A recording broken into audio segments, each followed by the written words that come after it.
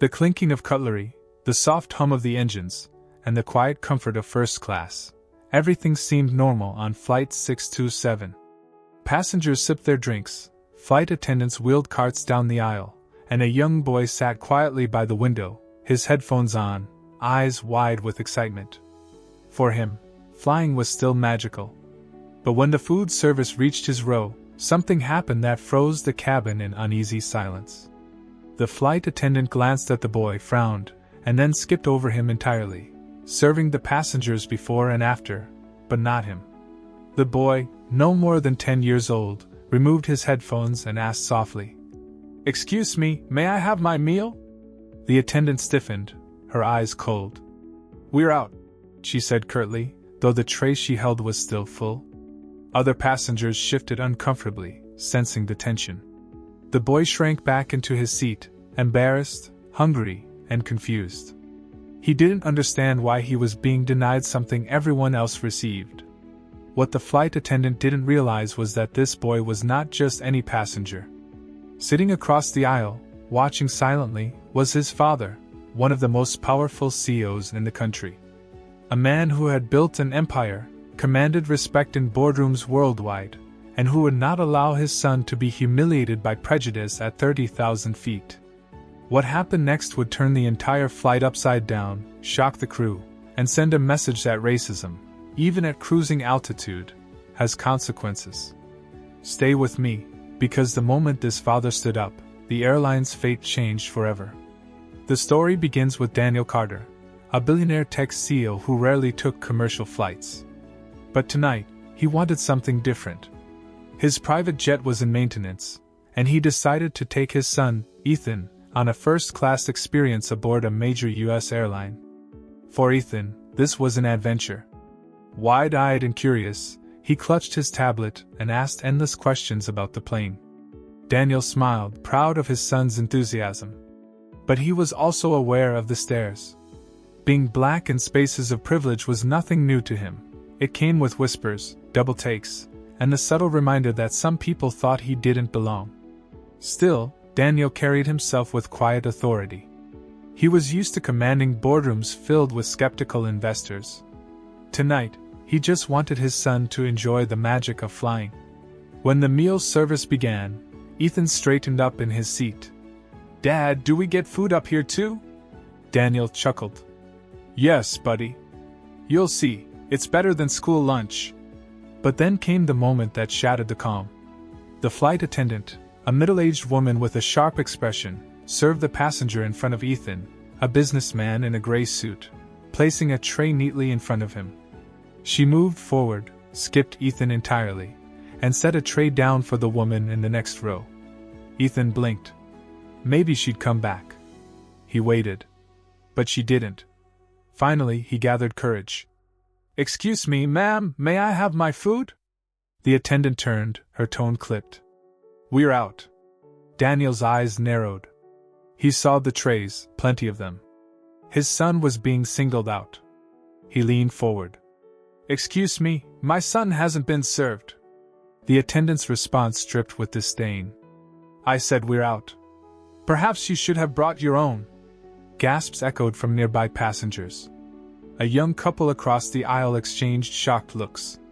An older man pulled out his phone, already recording. Daniel felt a fire rising inside. He'd faced racism before, but seeing his child demeaned, publicly humiliated, was something different. Ethan's eyes welled with tears. "Dad, did I do something wrong?" he whispered. And that was the breaking point. Daniel knew he had to act, not just as a father, but as a leader unwilling to let injustice pass unchecked. He sat back, pulled out his phone, and made a call. Not to customer service. Not to a lawyer. But directly to the chairman of the airline's board, someone he'd partnered with on multi-million-dollar tech contracts. "Pull the records of Flight 627 right now," Daniel said calmly.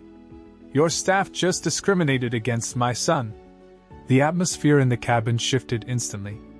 The other passengers leaned in, sensing something monumental was unfolding. And the flight attendant? Her smirk faltered.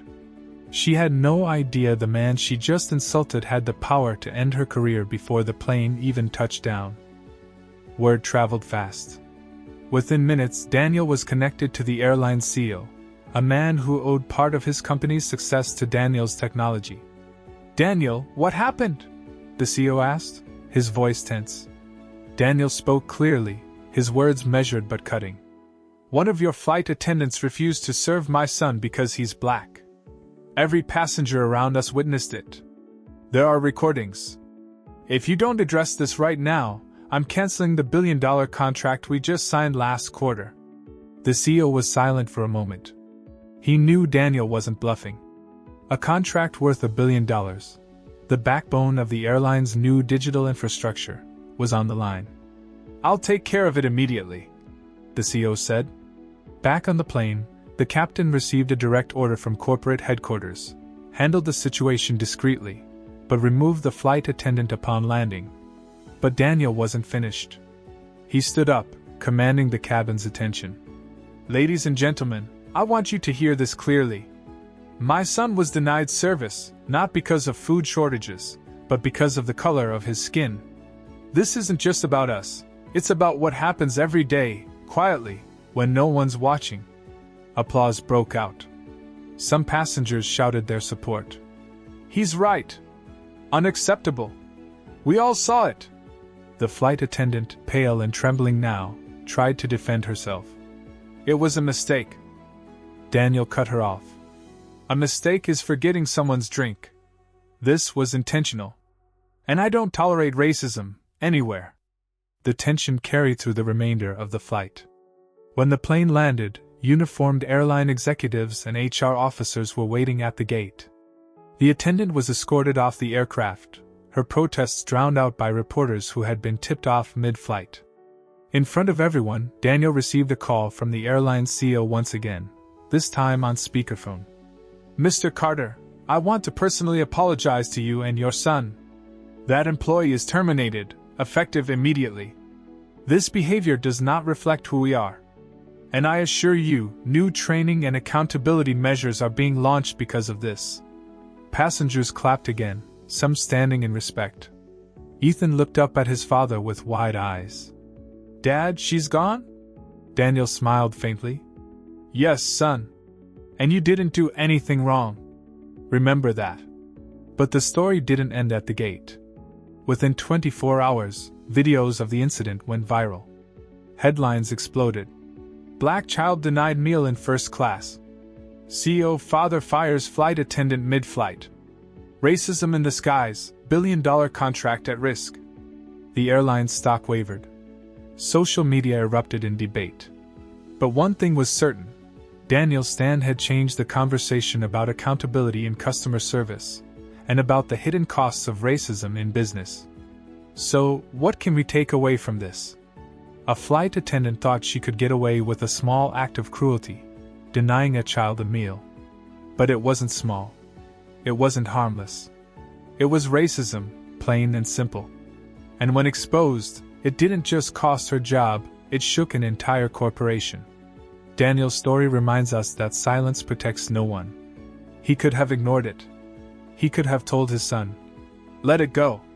But instead, he stood up, not just as a CEO, but as a father who refused to let prejudice define his son's worth. And that's the real message here. Racism doesn't always come in loud, obvious forms. Sometimes it hides in small slights, in quiet humiliations. But every time we challenge it, we strip it of its power. So let me ask you, if you were on that flight, what would you have done? Would you have spoken up? Would you have recorded it? Would you have stood with Daniel and Ethan? Because change only happens when ordinary people refuse to look away. If this story moved you, don't let it stop here. Share it. Talk about it. And make sure to subscribe to this channel for more powerful stories that reveal the truth, expose injustice, and celebrate resilience. Because sometimes one voice, one act of courage, is enough to fire up change at 30,000 feet.